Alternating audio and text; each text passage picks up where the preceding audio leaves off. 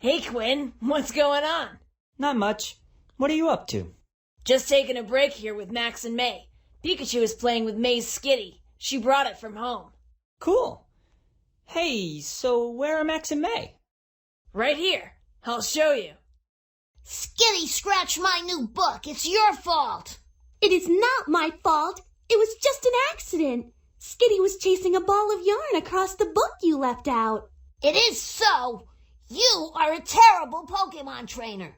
You aren't looking after Skitty enough. At least I am a Pokemon trainer. You're just a little kid who's not old enough to train Pokemon yet. I will someday. Besides, it's just a stupid book. It is not a stupid book. I can't believe you. This is just like the time you didn't stop Munchlax from eating my piece of cake. You just laughed. Well, it was kind of funny. See? You never care about what I think. Wow. They're really mad at each other. Yeah, they've been fighting a lot lately. Brother and sister stuff, I guess. I used to fight with my older sister all the time, but we finally found a way to get along. Maybe I can help. Hey, guys. I've got Quinn on the PokéPilot. Hi. Whatever. I saw you guys arguing. Believe me, I know what that's like. My sister and I used to fight all the time over stupid stuff, like who got to ride in the front seat in the car or pick the movie we'd watch. That figures. Sisters fight over the dumbest things. We do not. Well, you started this fight. I did not. I don't think we can help these guys, Quinn. Can you replay their argument on the PokéPilot? Guys, check this out. My new book is ruined. Skitty scratched it all up. It's all your fault. It is not my fault. Max, I get that you were really mad about your book. But when you blame May for what Skitty did, it kind of comes out like an attack. Then May feels like she has to defend herself. See? Told you I didn't start it. Wait, May, there's more. It is so. You are a terrible Pokemon trainer. Max, I don't think you really believe May is a terrible Pokemon trainer. Maybe you just said that to make her feel bad? Maybe. Let's see how May reacted. At least I am a Pokemon trainer. You're just a little kid who's not old enough to train Pokemon yet. Sometimes people call each other names when they fight. May, when you called Max a little kid, you probably hurt his feelings. I guess. Let's fast forward. This is just like the time you didn't stop Munchlax from eating my piece of cake. A lot of people bring up stuff that happened in the past when they're arguing. But instead, you should talk about the problem you're having now. See? You never care about what I think. I doubt that May never cares about what you think. When you use words like never and always, you're exaggerating. That will definitely make someone angry. So when you do stuff like blame each other and call each other names, it's like tripping or stumbling when you're trying to get somewhere. In this case, they're communication stumbles. They can make a conflict escalate, turn from a talk into an argument, really fast. All right, I get it. We said a lot of things we shouldn't. But what can we say? I mean, I'm really mad that my book got ruined. Am I supposed to just say nothing? Of course not. But there's a way to tell someone how you feel without attacking them so that a disagreement doesn't become a fight. An iMessage is a great way to do that. iMessage? You mean like an instant message? Nope. It's a way of communicating. Instead of starting a sentence with you, you start with I.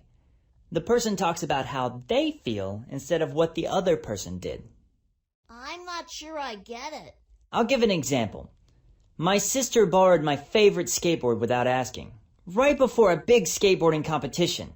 But I knew she didn't do it on purpose, so I told her. I felt upset when you borrowed my skateboard because it's my favorite and it brings me good luck. Hey, I see what you mean. Cool. Right. I didn't call her names or attack her by being mean or mad. I just told her how I felt. So instead of fighting, you talked about it, right? Right. Now she always asks me first. Max, do you want to try? Sure. May, I felt mad when Skitty ruined my book because you're such a bad trainer that you aren't looking after Skitty enough. Well, I feel mad that you're such a stupid jerk. I don't think we can help these guys, Quinn. Well, guys, you tried, but it's pretty obvious that those weren't good iMessages, right? I mean, calling someone a stupid jerk is just another kind of attack. Yeah. And Max, you started out with an iMessage, but you turned it into a you message by blaming May. Blaming is one of the communication stumbles, remember? I guess. Maybe we need a little practice before we try again. Definitely. First, let's review the communication stumbles. Click on each one to hear an example from your argument. It's all your fault. Stupid jerk. This is just like the time you didn't stop Munchlax from eating my piece of cake. See? You never care about what I think. Now let's look at the iMessages formula again. Click on what you think is the best response to each problem. A friend of yours is having a party but doesn't invite you. Which one of these is the best way to start talking to your friend? That's a great iMessage. You kept it focused on how you feel about the problem right now. Your brother turns the channel on the TV without asking you. Which one of these is the best way to start talking to your brother? That's a great iMessage. You kept it focused on how you feel about the problem right now. Your best friend picks you last to be on a team.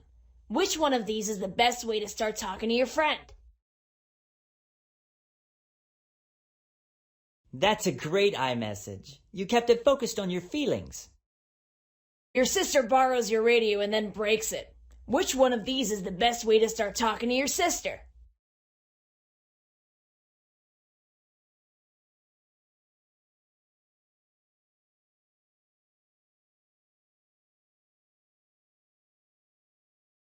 That's a great iMessage. It shares why you're upset. I think I get it now. Me too. Cool. Hey, why don't you try coming up with some iMessages of your own? Sure. Why not? Let's see how Max and May do. Click on the box to hear Max or May say something. Then click on one of the choices below. You always let your Pokemon ruin my things.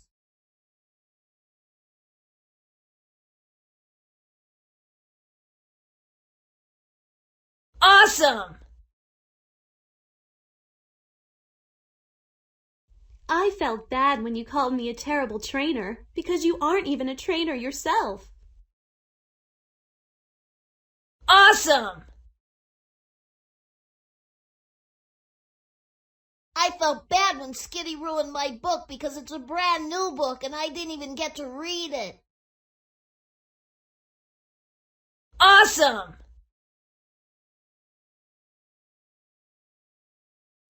You're just a dumb kid. Awesome! This is just like the time when you broke my eyeglasses. Awesome! I felt hurt when you called me a bad Pokemon trainer because I work really hard to train my Pokemon. Awesome! Great job, guys. I'm sorry I called you a terrible Pokemon trainer, May. I think you're a great trainer. And I'm sorry about your book. Why don't we walk back into town and get you a new one? Thanks! Thanks, Quinn. Maybe we'll finally get some peace and quiet around here. And then again, maybe not.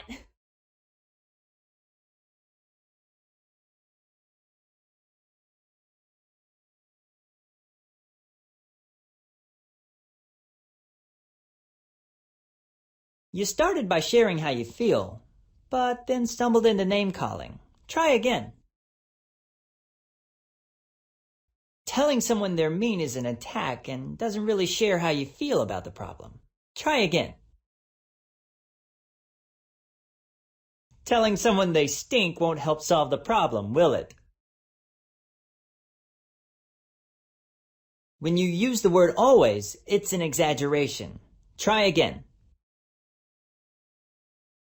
You may be hurt, but that choice won't help solve the problem. Try again. Well, you started out with how you feel, but telling someone they're the worst captain would just escalate an argument. Try again.